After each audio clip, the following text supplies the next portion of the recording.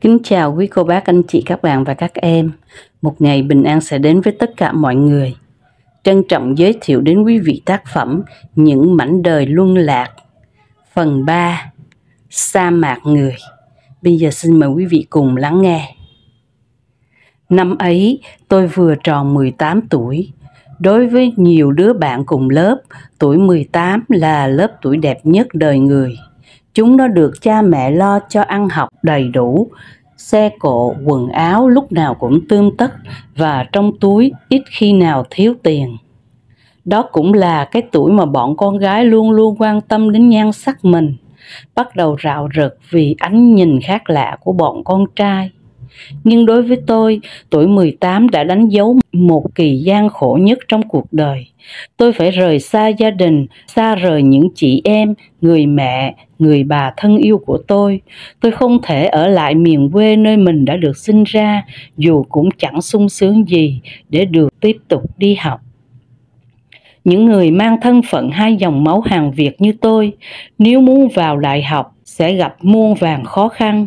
Mẹ tôi nghèo, lấy đâu có một món tiền lớn để lo cho tôi vào những ngôi trường chỉ dành cho những người giàu có quyền lực. Gia đình tôi cũng không phải là gia đình có công với cách mạng hoặc có lý lịch trong sạch như những người khác. Chỉ cần một lời phê, một dòng chữ xác nhận mập mờ của địa phương, con đường học vấn của tôi coi như chấm dứt. Thôi thì đành chọn một cái nghề nào đó làm cu ly kiếm sống cho xong. Đó cũng là lý do chính để tôi phải khăn gói lên đường vào Sài Gòn, một mảnh đất luôn luôn hào hiệp đón người tứ xứ, với hy vọng rất mong manh là mình sẽ tìm ra con đường để vừa làm vừa học. Đêm đầu tiên, tôi phải ngủ lại ở sân ga xe lửa vì chuyến tàu từ miền Trung vào khá trễ. Từng đoàn người lết thết với tay xách nách mang theo những vật dụng lũ khủ, chăn màn, chiếu gối, nồi niêu son chảo. Những đứa trẻ ốm yếu gầy nhom với tiếng la khóc gọi nhau ơi ới. Sân ga như một bãi chợ trời và Sài Gòn lúc ấy bỗng trở thành một bãi rác khổng lồ, dung chứa đủ hạng người từ miền Bắc, miền Trung đổ vào kiếm sống. Tôi mướn một chiếc chiếu nhỏ với cái giá cắt cổ của một tay đầu nậu nào đó, trải lên một xó xỉnh trong nhà ga, nơi đã được dành chỗ để cho thuê. Chung quanh tôi, từng hàng chiếu trải dài sắp lớp được những người thuê ngủ nằm ngồi ngổn ngang. Có người nằm xuống co quắp lại một lát, đã ngáy kho kho vì mệt. Có người ngồi bó gối trong đôi mắt lơ láo nhìn thiên hạ, không ngủ được vì sợ mất hành lý. Có người đứng lên ngồi xuống vì chờ đợi một người nào đó chưa thấy đến. Tất cả những cử chỉ, hành động, ngôn ngữ của con người bỗng chốc đều thể hiện ở nhà ga. Họ chờ đợi để đi lên những con tàu vô định. Tôi chợt nhớ tới hai câu thơ của một thi sĩ có lẽ đang rong chơi trong cuộc đời này. Một đời lận đận, đông rồi đếm, gối mỏi chồn chân, đứng lại ngồi. Bùi Giáng. Tôi tưởng tượng giờ này nhà thơ ấy cũng còn lang thang trên những con đường vắng trong thành phố, miệng đang đọc lảm nhảm những câu thơ, nói về thân phận chuồn chuồn, châu chấu mà không ai hiểu nổi. Tôi đang mơ màng bỗng giật mình vì có ai đó đang vỗ nhẹ vào vai tôi. Một cô gái, không, có lẽ là một người đàn bà lớn hơn tôi vài tuổi, có gương mặt dễ nhìn, mái tóc quăn, làn da trắng, nhìn tôi cười cười nói: "Nãy giờ chị đã để ý em nên mới tới làm quen. Em từ miền Trung vào Sài Gòn tìm việc làm phải không?" "Chị cũng dân miền Trung vào đây lập nghiệp đã lâu nên rất thương dân ngoài mình. Ở ngoài đây phức tạp quá, chị muốn mời em về nhà chị cũng ở gần đây." Mẹ tôi trước lúc tiễn tôi ra đi có dặn: "Con ra đường phải cẩn thận, đừng tin người lạ. Dân trong ấy là dân tứ xứ, sống bằng nghề lừa đảo, người tốt hiếm lắm." Nghe mẹ tôi nói vậy nhưng tôi nghĩ mình là con trai, tài sản có mấy bộ quần áo và một ít tiền, đâu có gì để sợ bị người ta lường gạt. Biết đâu đây là một người tốt, có thể giúp mình ở nơi xứ lạ. Tôi trả chiếu, xách cái túi vải theo người đàn bà, đi lanh quanh vào những con hẻm nhỏ gần nhà ga. Về căn gác trọ, người đàn bà nói tên chị là Xuyến. Vì bị người dượng ghẻ muốn làm hại nên chị phải bỏ vào Nam kiếm sống khi mới 15 tuổi. Gần 15 năm rồi, đời chị biết bao thăng trầm, nhưng bây giờ chị đã trụ lại được trên mảnh đất này. Đôi khi nhớ quê, nhưng chị không muốn về vì còn sợ người dượng ghẻ. Căn gác của chị Xuyến ở trọ là một căn gác nhỏ, lối đi lên có cầu thang riêng đặt bên ngoài. Trên gác đặt một cái tủ đựng quần áo, một tấm nệm nhỏ trải trên sàn, một bộ bàn ghế với ly tách, mấy xô nước, chỗ nấu ăn với cái bếp dầu và mấy cái son nồi. Gác có bồn tắm, chỗ vệ sinh riêng ở bên cạnh. Chị Xuyến cho đây là chỗ ở lý tưởng của những người độc thân như chị. Đêm về khuya trời trở lạnh, tôi không muốn làm ồn chung quanh nên nói chuyện với chị Xuyến rất ít. Không tiện hỏi chị đang kiếm sống bằng nghề gì, tại sao chị lại tốt với tôi, kêu tôi về nhà để mai mối giới thiệu cho tôi làm phụ hồ. Tương lai tôi sẽ trả tiền trọ ra sao. Tôi cảm thấy mệt và buồn ngủ, nhưng chưa biết phải ngủ đâu. Chị Xuyến biểu, em cởi đồ dài, mặc đồ ngắn ngủ cho dễ, cứ nằm phía trong tấm nệm, đừng lo cho chị. Nói rồi, chị vào phòng vệ sinh thay đồ ngủ thật mỏng, xong tắt ngọn đèn nhỏ, đặt mình nằm xuống cạnh tôi. Tôi nằm im không dám cục cửa vì sợ đụng vào người chị. Nhưng cơ thể trắng trẻo lồ lộ trong bộ đồ vải mỏng trước lúc tắt điện đã ám ảnh đầu óc con trai mới lớn của tôi. Với dòng máu lai hàng Việt, hình như vấn đề tình dục của tôi rất mạnh. Chỉ cần hô tay sang là tôi đã ôm gọn cơ thể của người đàn bà vào lòng mình. Nhưng tôi không dám, sợ chị la lên và tống tôi ra đường. Tôi nằm im ru và giả bộ ngáy, làm như mình đã ngủ. Có lẽ đây là giây phút khốn khổ nhất của tôi.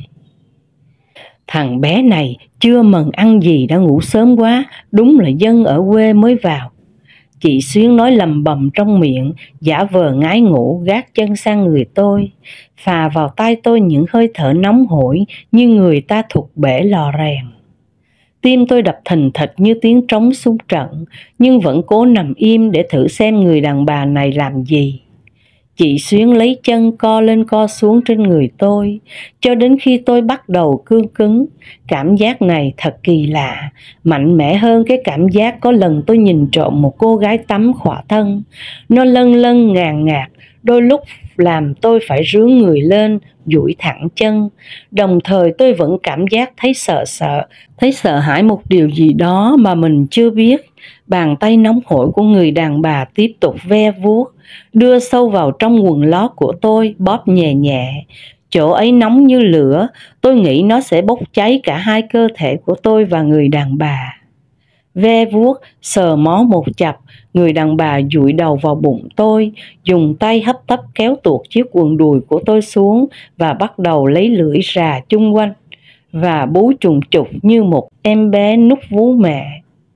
Tôi rên lên ư ử, người đàn bà vừa thở hổn hển cũng vừa a a trong miệng như tiếng gầm của con mèo cái trong thời động dục.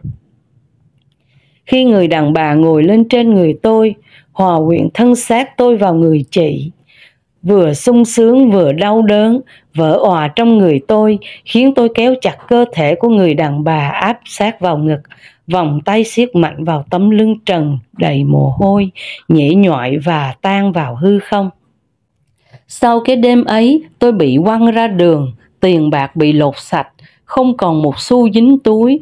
Người đàn bà ấy đã dạy cho tôi bài học đầu tiên làm tôi không thể nào quên là không có lòng tốt nào miễn phí, Sài Gòn là nơi mua bán mọi thứ. Nếu là con gái bị lừa như tôi, cuộc đời có lẽ đã sa chân vào chỗ xấu nhất. Nhưng là đàn ông, có lẽ tôi bị tổn thương về tinh thần nhiều hơn về thể xác. Những ngày sau đó, tôi cố gắng tìm đến những địa chỉ quen biết với mẹ tôi để nhờ họ giúp đỡ xin cho một việc làm. Đa số những gia đình tôi gặp đều nhìn tôi lắc đầu. Họ tìm một lý do chính đáng nào đó để tống tôi ra khỏi cửa. Thời buổi kinh tế khó khăn, có ngu mới đi rước thêm cục nợ vào nhà.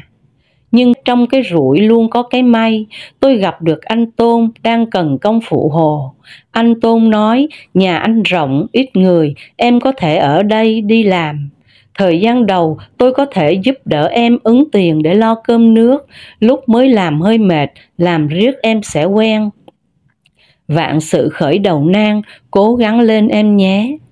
Tôi cố gắng hết sức theo anh Tôn đi phụ hồ. Công việc khá nặng nhọc, phải đưa gạch, mang từng xô hồ, chạy từ chỗ này sang chỗ khác theo tiếng gọi gắt gỏng của những người thợ xây. Ngày đầu tiên, tối về cơ thể mỏi nhừ, từng khớp xương rã rời như rớt ra từng khúc.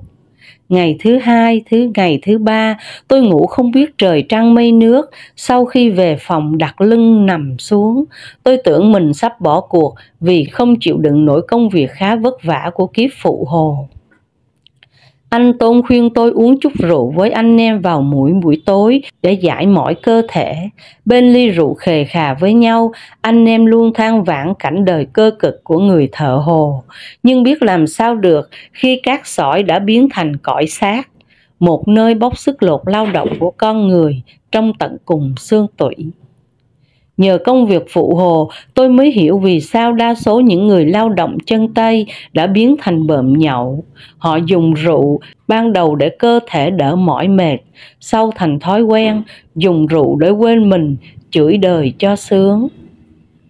Sống trong những ngôi biệt thự tráng lệ, đi qua những tòa nhà cao ngất, bạn có bao giờ nhớ đến những người thợ xây? Tôi thường nhớ đến lời một người Pháp nào đó ghi trong phòng vệ sinh công cộng ở Paris, được một triết gia Việt Nam là Phạm Công Thiện trích lại. Người nào đã xây dựng phòng vệ sinh này còn có công lớn hơn Tổng thống de Gaulle xây dựng nước Pháp. Làm việc một thời gian để giành được một món tiền kha khá, tôi nghĩ đến việc học. Mẹ tôi báo tin có một trường vừa học vừa làm mới mở dành cho con lai Hàn Quốc của một vị mục sư từ bên Hàn Quốc qua làm công tác nhân đạo. Con nên ghi tên vào học để có được một cái nghề độ thân. Tôi bàn với anh Tôn, anh nói em có thể vừa học vừa làm. Tôi ghi tên học tiếng Hàn Quốc để biết ngôn ngữ của bố tôi, một người cha Hàn Quốc mà tôi chưa hề gặp mặt.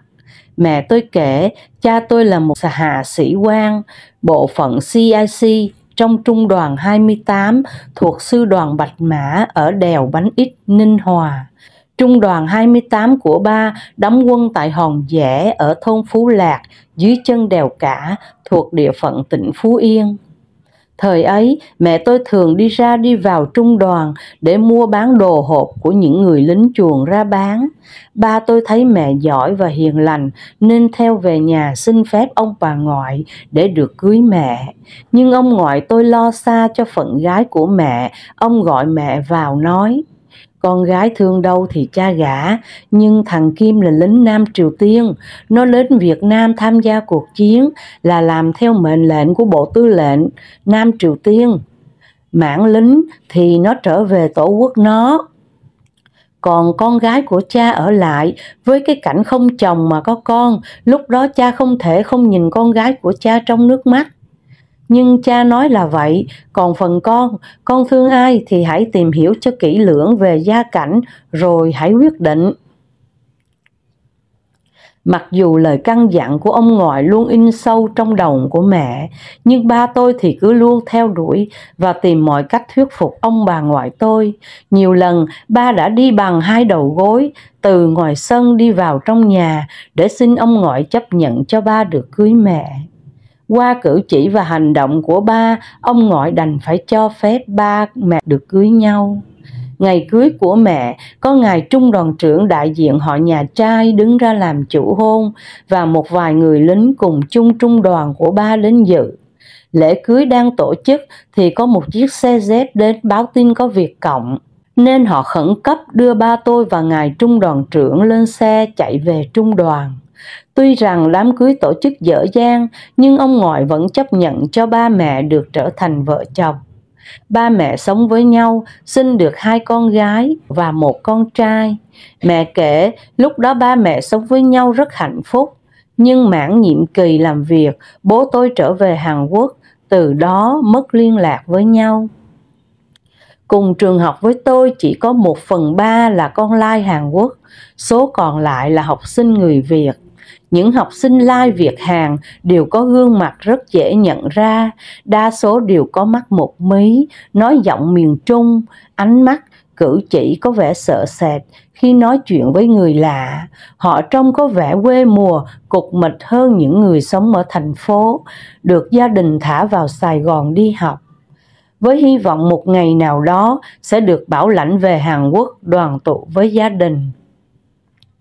Nhưng với mức sống và nhu cầu khá cao ở một đô thị đầy bon chen như Sài Gòn lúc ấy, số tiền tài trợ ăn học cho mỗi người lại rất thấp, chỉ có 80.000 đồng.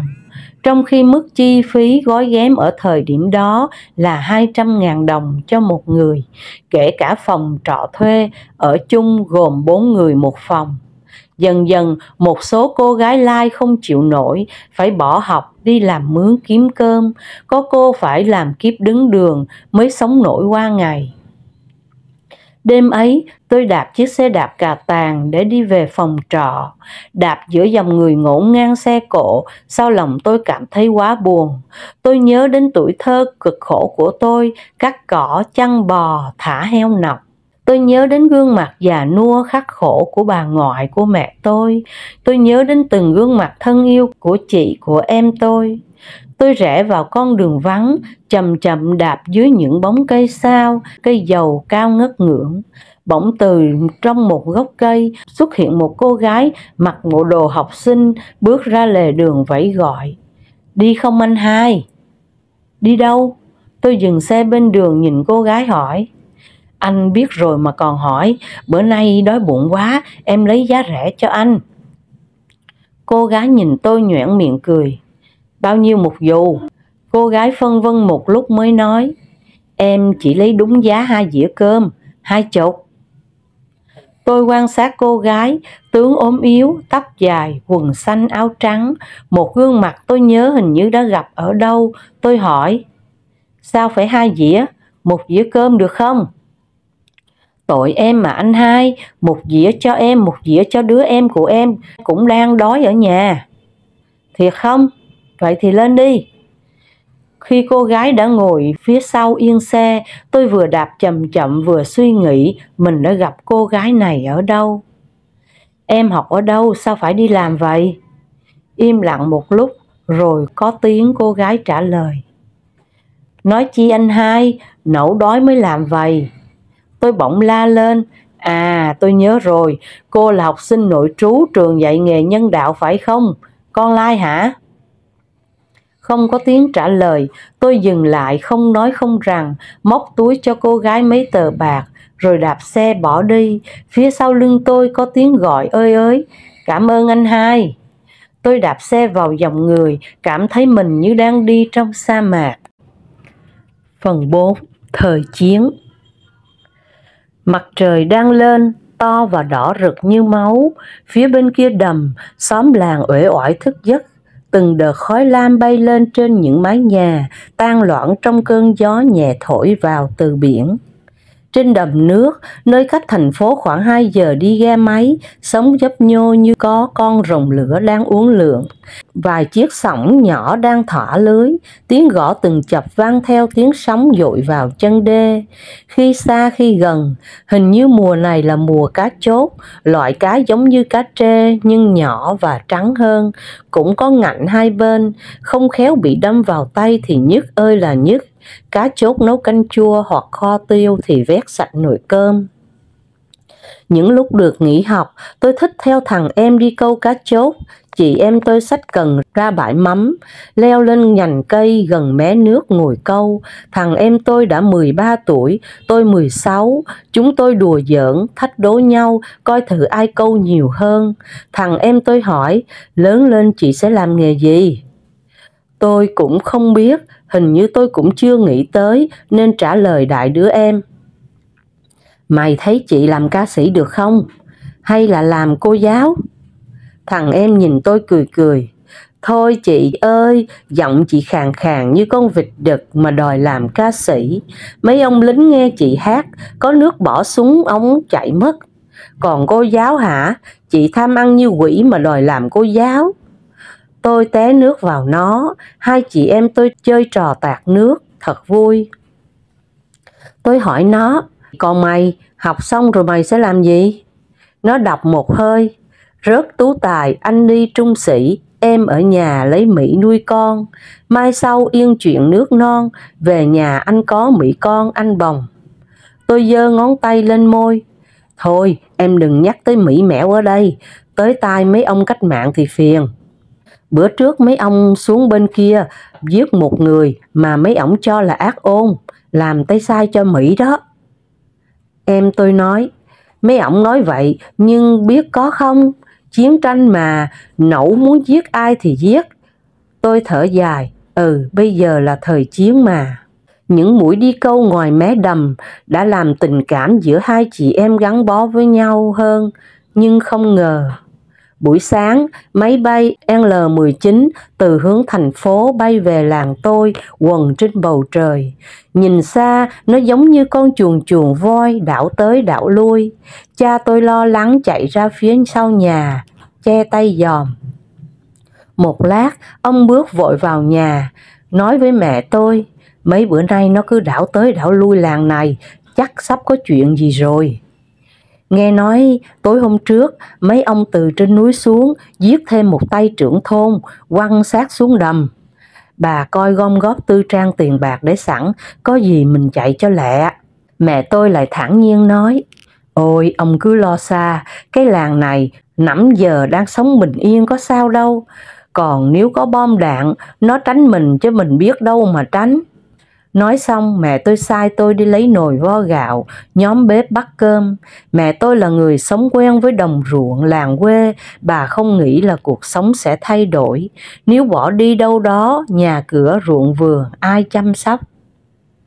Còn về thành phố, mẹ tôi thấy chướng tai gai mắt khi gặp cái cảnh những cô gái trẻ nhỏ nhắn đi bên những ông khách ngoại quốc, mập thù lu, to cao ngất ngưỡng. Bà sợ tôi bị sa chân vào những vũng bùn ở thành phố. Quần quần trên bầu trời u ám mấy chập, chiếc L-19 lại bay về hướng thành phố. Không khí yên lặng đến nỗi tôi nghe tiếng sóng vỗ từ mé đầm vọng về. Tiếng hát eo éo trong chiếc radio vang ra từ ngôi nhà xóm trên. Anh là lính chung tình. Tiếng gõ lạc lõng của tiếng sổng còn đang thả lưới. Mẹ tôi nói dọn cơm ra ăn, còn đi nhổ cỏ ngoài ruộng. Nhớ bới vào lon Gigo mang theo để mẹ tôi ăn xế. Cha, mẹ, tôi và đứa em trai đang ngồi ăn cơm trên chiếc giường tre thay bàn ghế, bỗng nghe những tiếng nổ chát chúa chung quanh. Tiếng nổ lớn đến nỗi làm đổ chén nước mắm, tô canh chua trên vạt giường. Phản ứng đầu tiên của cha tôi là bỏ cả đôi đũa và chén cơm la lên. Pháo kích, chạy vô hầm. Ông đứng lên, nắm tay, tính lôi mẹ tôi và thằng em đi, nhưng ông không đứng vững nữa, máu từ trên đầu đang tuôn xuống nhuộm đỏ cả gương mặt vốn khắc khổ của cha tôi. Ông lấy hai tay quờ quạng ôm đầu một lát, bất ngờ ngã quỵ xuống đất. Ông rướn người dãy mấy cái rồi nằm im, máu từ đầu cha tôi trào ra thành vụn dưới đất.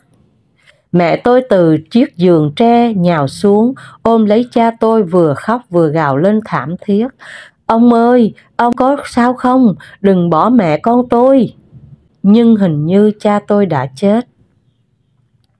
Đại bác từ đâu bắn về, dội xuống khắp nơi trong làng. Mẹ tôi vừa kêu gào, bên cạnh thân hình bất động nằm trên vũng máu của cha tôi, vừa ra dấu chỉ tôi dẫn thằng em trai chạy vào hầm, đào trong buồng. Bà la lớn, con dẫn em vào hầm núp đi, ở đây nguy hiểm lắm. Nhưng khi hai chị em vừa vào được trong cái hầm tối đen, thằng em tôi bỗng chạy vọt lên, nó nói vọng lại, chị hai ngồi ở đó đi, em là con trai, em phải lên lo cho cha. Đó cũng là lần cuối tôi nghe được tiếng nói thân yêu của đứa em trai, vì sau đó nó bị trúng đạn pháo kích, chết khi chạy sang nhà hàng xóm kêu người giúp đỡ. Ngồi dưới hầm, cả người tôi như bị tê liệt vì sợ hãi, đầu óc tôi gần như vô cảm. Tôi muốn leo lên xem thử gia đình tôi ra sao, nhưng tôi không cử động được. Tiếng ì ầm vẫn vang dội đâu đó, khi xa khi gần, rồi tất cả lại rơi vào không khí im lặng nặng nề. Có tiếng máy bay trực thăng dồn dập, tiếng súng nổ dồn lẫn tiếng quát tháo chửi thề của ai đó. Hình như làng tôi đã trở thành một bãi chiến trường. Ánh đèn pin quét xuống căn hầm, rồi có tiếng dọa nạt: gia đình còn ai lên đi, nếu không sẽ bị ném lựu đạn xuống hầm. Đột nhiên cảm giác muốn sống đã vực tôi dậy. Tôi run rẩy bò lên. Khi tới miệng hầm, có ai đó đã nắm cánh tay tôi kéo mạnh lên. À, con gái. Một người hỏi: mấy ông lính đại Hàn hỏi mày có phải là Việt Cộng không? Tôi ú ớ nhìn người đàn ông Việt Nam và mấy người lính đại Hàn mặc đồ rằn ri trước mặt. Không, tôi là học sinh. Mày học trường nào? Tôi có thể học sinh. Học trường... Họ trao đổi xí xô xí xà gì đó một lát. Người lính thông dịch lại hỏi tôi: mấy ổng nói sẽ tha cho mày, với điều kiện mày phải cho mấy ổng chơi. Dạ lại các ông, con còn nhỏ, hãy tha cho con. Không được, muốn hay không muốn, từ chối sẽ bị xơi kẹo đồng lập tức. Còn gật đầu, mấy ổng sẽ để cho mày sống. Nói đi. Tôi sợ chết, và họ, ba người lính đại Hàn và người lính thông dịch, luân phiên nhau đè tôi trên chiếc giường tre, hiếp dâm tôi một cách man rợ như mảnh thú xé mồi. Người lính đại Hàn mang súng ngắn là người đầu tiên, người thông dịch là người cuối cùng. Tôi vô cùng đau đớn, không chịu đựng nổi nên mê man bất tỉnh. Khi tỉnh dậy, cơ thể tôi nhức nhối, như có ai lấy đôi chân tôi giật mạnh ra. Tâm trí đờ đẫn đến nỗi tôi không biết việc gì đã xảy ra. Nằm bất động một lát, tôi dần dần phục hồi trí nhớ nên lồm cồm ngồi dậy. Trên nền đất, nơi có hai cái xác của cha mẹ tôi nằm co quắp bên nhau, thức ăn vung vãi trên những vũng máu đã đông cứng lại như tiết canh. Tôi lay lay cha mẹ tôi nhưng không có phản ứng gì. Tôi ngồi bần thần bên cạnh cha mẹ, cảm thấy không còn muốn sống nữa, nhưng không hiểu sao tôi không khóc được. Tất cả mọi việc xảy ra như một cơn ác mộng. Mới đó, gia đình tôi còn sum họp ăn cơm bên nhau, bây giờ cha mẹ tôi đã bị bom đạn giết. Tôi bỗng nhớ ra còn đứa em trai, muốn đứng dậy đi tìm nhưng không đứng lên được. Thấy cơ thể mình trần truồng, nhớp nhúa, tôi quờ quạng tìm quần áo mặc vào. Lần mò, tôi bò lồm cồm ra cửa, nắng chói chang bên ngoài hắt vào mặt tôi những luồng hơi nóng. Trên sân, cái xác của đứa em trai đang nằm trong tư thế ngã sấp, cong queo, từng đám ruồi nhặn nhởn nhơ bay lên đáp xuống. Không thể chịu đựng được nữa, tôi giang tay ngửa mặt lên trời la lớn: trời ơi, sao lại như vậy hả trời? Không có tiếng trả lời, chỉ có những đám mây trắng đang bay nhàn tản trong bầu trời xanh. Tôi lại ngất đi. Dậy, dậy đi cháu, quân cách mạng đã tới rồi. Có ai đó lấy chiếc đèn pin nhỏ xíu soi vào mặt tôi, kéo tôi ngồi dậy. Trong bóng tối lờ mờ, tôi nghe được giọng nói của một người quen trong xóm. Vậy là trong nhà này chỉ mình cháu được may mắn còn sống. Ba mẹ và em cháu đã bị tụi lính đánh thuê Nam Triều Tiên giết hết. Cả làng mình bị tụi nó đi càn giết hơn 100 người. Đàn bà con gái bị hãm hiếp, nhà cửa bị bom đạn thiêu rụi.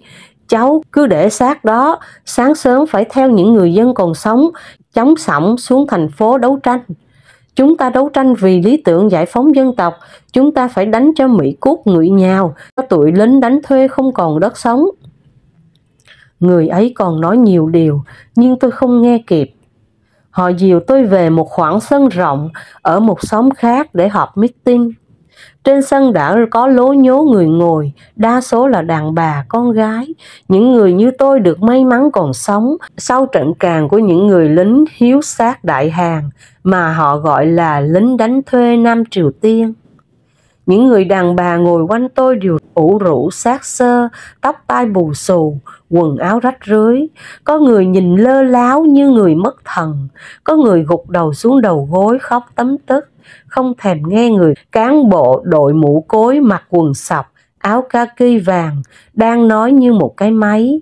Ông ta ngồi sau cái bàn gỗ có đặt ngọn đèn măng sông như bị hư tim, cháy sáng nhấp nháy. Ông ta nói đủ thứ vấn đề về chủ nghĩa đế quốc, về đấu tranh nhân dân nhằm kích động lòng căm thù của mọi người.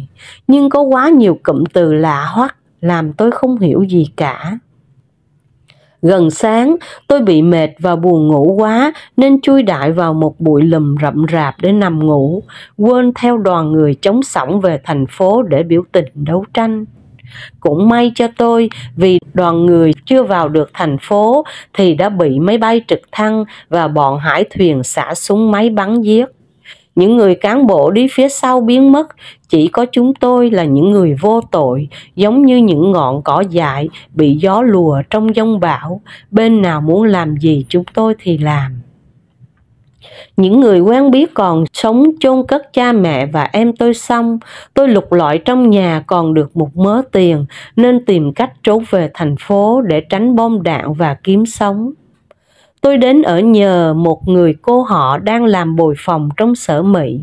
Cô tôi tên là Na, người mập mạp, làn da trắng trẻo, có đôi môi xinh xắn hay cười. Gần 30 tuổi nhưng cô Na chưa lập gia đình. Cô nói bây giờ thanh niên bị bắt lính hết, cô sợ trở thành góa phụ của chiến sĩ trận vong, ăn đồng lương tự tuất giống như ăn xương máu của người chết trận. Cô Na sống theo quan niệm thà mình làm đầy tớ cho kẻ giàu còn hơn để bọn khố rách áo ôm lợi dụng. Bởi vì trong cuộc đời này nếu con không có tiền để sống, con người con sẽ không thua một con chó đói. Tôi hỏi cô Na, thế còn giá trị tinh thần mà ông bà cha mẹ đã dạy con cháu? Cô tôi nở một nụ cười thật tươi rồi chỉ vào cái bụng. Sống trong cuộc đời, có thực mới vực được đạo con à. Nói gì thì nói, tất cả chỉ là sự trao đổi qua lại lẫn nhau. Những nhà chính trị, những ông thầy tu chỉ là những kẻ đem bán lời nói để hưởng lợi, những kẻ ngồi mát ăn bát vàng. Tôi còn trẻ, nhưng qua những nỗi khổ quá lớn đến dồn dập đối với tôi cảm thấy mình đã trưởng thành nên hiểu rõ những điều cô Na nói. Cô tôi cũng hiểu và cảm thông hoàn cảnh bi thương của tôi nên tìm lời an ủi, khuyên bảo những lúc thấy tôi buồn. Cô nói, cháu cứ ở đây, từ từ rồi cô sẽ tìm việc cho cháu làm. Việc gì đã xảy ra, mình nên chấp nhận. Chỉ có sống trong hiện tại là quan trọng nhất. Thời chiến, không ai biết được ngày mai mình sẽ ra sao. Rồi cô lảm nhảm hát. Em ơi có bao nhiêu 60 năm cuộc đời, 20 năm đầu. Nhờ tính tình vui vẻ của cô Na, tôi cảm thấy mình vơi bớt buồn rầu.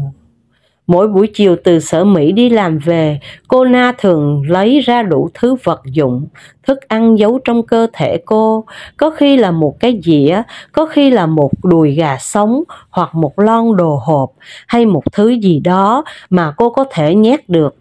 Làm sao để tụi MP gác cổng không phát hiện?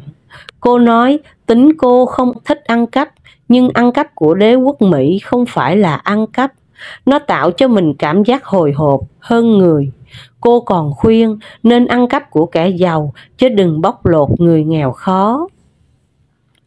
Ban đêm chúng tôi thường nói chuyện với nhau trong căn phòng ấm cúng, đặt 2 chiếc giường sắt, có những tấm màn vải mỏng kéo ngang. Cô Na thích kể lại những chuyện xảy ra hàng ngày trong sở làm. Cũng may là cô chỉ dọn phòng cho tụi Mỹ trắng, chứ không phải tụi Mỹ đen. Tụi Mỹ đen thường thủ dâm nên ra giường của nó rất dơ. Nghe nói chuyện bum bum của tụi nó mạnh lắm. Đàn bà con gái Việt Nam mình nhỏ con, chịu không nổi. Eo ơi, bữa nay có một cô bồi phòng bị thằng trung sĩ Mỹ đen cưỡng hiếp đến chết. Xác vứt ra ngoài eo biển, người ta đi coi đông quá. Thằng hiếp dâm đang bị hành quân, khi về thế nào cũng bị tụi MB cầm đầu. Chiều nay có thằng Mỹ trắng đẹp trai lắm, nó nhờ cô dạy tiếng Việt rồi lịch sự cho cô tiền. Mỹ cũng có nhiều loại, đứa này đứa nọ, nhưng xa nhà lâu quá, đứa nào cũng thèm đàn bà. Nó đòi fuck you, nhưng cô không chịu. Ngày mai được nghỉ phép, có lẽ nó dẫn cô ra phố sắm vàng rồi về nhà mình chơi. Buổi chiều hôm sau, cô Na dẫn một thằng Mỹ trắng về nhà. Nó mặc đồ civil, áo sơ mi màu xanh, quần jean đã bạc màu. Tóc thằng Mỹ cắt ngắn, màu vàng hoe, đôi mắt xanh biếc, làn da đỏ hồng, nhiều lông lá, đang nhễ nhọa mồ hôi. Cô Na dáng mập mạp, chỉ đứng tới ngực thằng Mỹ khi bước vào nhà. Nó cười nhét hàm răng thật trắng, gật đầu chào tôi bằng tiếng Việt lơ lớ. Chào em, con gái Việt Nam đẹp lắm. Tôi cũng gật đầu chào lại nó, nhưng lịch sự rút lui khỏi nhà cô Na để hai người được tự do hơn. Những tháng ngày sau đó, khi cô Na đã tìm cho tôi một việc chạy bàn tại tiệm phở, tôi thấy cơ thể mình bắt đầu thay đổi. Đôi đầu núm vú từ màu hồng chuyển sang màu tái tái và nở nang hơn. Ngửi phải mùi thịt cá, tôi thường bị nôn ọe, đặc biệt là không thấy có kinh nguyệt khi đến kỳ. Làm ban ngày, buổi đêm về nhà cô Na ngủ, tôi lo lắng hỏi người cô họ về những triệu chứng bất thường của cơ thể. Cô Na cho tôi biết có thể cháu đã bị dính chấu của mấy thằng ôn dịch Đại Hàn. Vì giống của tụi nó mạnh lắm, những dân tộc có vấn đề tình dục mạnh thường hiếu sát. Tôi hỏi dính chấu là gì hả cô? Cô Na cười cười, cô cũng bị như cháu, nhưng một người bị cưỡng hiếp, một người tự nguyện. Cô nghĩ có con với tụi Mỹ sau này sẽ sung sướng hơn với tụi Đại Hàn, vì tụi nó chỉ là loại lính đánh thuê, lấy tiền của Mỹ, khi nào đi sinh hai cô cháu mình sẽ cùng đi. Tôi hốt hoảng hỏi cô Na có cách nào phá đi cái bào thai không? Cô cho biết chỉ có bác sĩ chuyên khoa về sanh đẻ, còn không làm bậy dễ bị chết cả hai mẹ con. Cô khuyên tôi số phận đã vậy mình nên chấp nhận, hai cô cháu sẽ giúp nhau khi đến ngày sinh. Nếu cháu tìm cách phá, sau này sẽ tuyệt đường sinh sản. Thằng Mỹ thường lui tới nhà cô Na nhiều hơn, nhưng khi cô báo tin đã có thai với nó, thì nó chuồn thẳng bằng cách xin chuyển sang đơn vị khác. Vậy là hai cô cháu tôi đã cùng số phận, gái chữa hoang. Có người nhìn chúng tôi cười cười dè biểu, không chồng mà chữa mới ngoan, có chồng mà chữa thế gian sự thường. Khi nghe, chúng tôi thường im lặng, riêng tôi cảm thấy rất xấu hổ trong lòng, nghĩ không biết cha của đứa con mình là ai. Đêm tối, tôi ngồi lăn lộn trên chiếc giường trải tấm ra nhớp nhúa trong một nhà thương thí, chờ lên bàn sinh. Đã 2 ngày đêm, những cơn đau bụng như vũ bão làm tôi quá mệt mỏi, nhưng đứa con vẫn chưa chịu ra đời. Trên trần ngọn đèn tròn hắt ra thứ ánh sáng vàng vọt, thu hút từng đám phù du bao quanh. Những con thạch sùng bò ngổn ngang, săn mồi trên những tấm ván, lót cong queo lỗ chỗ những chấm đen dơ bẩn. Quanh tôi có vài người đã sinh xong đang nằm cho con bú, có người chờ sinh cũng ôm bụng lăn lộn như tôi, tiếng rên la lẫn tiếng con nít khóc đã biến căn phòng giống như cái chợ xổm. Cô Na sinh trước tôi vài ngày ở một viện bảo sanh tư, cô có dư tiền để làm điều đó. Đứa bé con lai Mỹ có làn da đỏ hỏn, mang đôi mắt xanh biếc của người cha và màu tóc đen nhánh của người mẹ. Trông đứa bé có vẻ bụ bặm. Cô Na âu yếm nhìn con với ánh mắt trìu mến nhưng có vẻ buồn buồn. Cô xin lỗi tôi vì đã không lo gì được cho tôi. Mỗi người có một số phận khác nhau, cháu đừng buồn. Khi nào cần cứ nhắn cho cô sẽ cho cháu một ít tiền. Vài ngày hôm sau cô Na sinh, tôi bị những cơn đau bụng hành hạ, phải gọi một chiếc xích lô chở tôi tới nhà thương thí, nơi những đứa con nhà nghèo được sinh ra trong điều kiện thiếu thốn thuốc men, cơ sở tồi tàn, thiếu người chăm sóc. Nhưng cần gì, tôi còn quá trẻ, đâu muốn có đứa con này. Tôi có ý định sẽ bỏ lại đứa con này khi nó ra đời, lẳng lặng trốn khỏi nơi đây. Bây giờ thì đứa nhỏ đang hành hạ tôi như những người lính đại Hàn đã hành hạ thân xác bé nhỏ của tôi trong một trận càn. Tôi nghe bà bác sĩ già nua nói với một người sản phụ khác. Trong những vụ hiếp dâm tập thể, người đầu tiên thường là cha của đứa bé. Như vậy, con tôi sẽ là một đứa con hoang lai hàng. Lớn lên không có cha, nó sẽ trở thành một kẻ bụi đời thất học, sống lang thang đầu đường xó chợ. Nghĩ đến lúc đứa bé mới sinh bị ai đó bỏ lại ban sáng, khóc thét lên, khát sữa đòi mẹ, gương mặt tím tái nằm trên sàn gạch mà chẳng ai ngó ngàng tới làm lòng tôi quặn đau. Không được, tôi phải sinh đứa bé ra và nuôi sống nó. Dù thế nào nó cũng là con tôi sẽ làm mọi việc kiếm tiền để nuôi nó lớn lên, cho nó ăn học và dạy dỗ nó nên người. Nước ối đã vỡ, đứa bé được sinh ra đời với tiếng khóc nhỏ nhoi yếu ớt, một đứa con trai. Tôi ngất đi với ý nghĩ con tôi sẽ trưởng thành khi chiến tranh qua đi, nhưng thế hệ của con tôi sẽ khác thế hệ của những người cha trong thời chiến. Phần 3 phần 4 của truyện ngắn Những mảnh đời luân lạc xin được phép dừng lại ở đây. Chân thành cảm ơn quý vị đã lắng nghe. Hẹn gặp lại cả nhà vào lúc 6 giờ sáng trên kênh Cô Khanh đọc truyện và lúc 20 giờ trên kênh Truyện Mới Mỗi Ngày. Xin chào.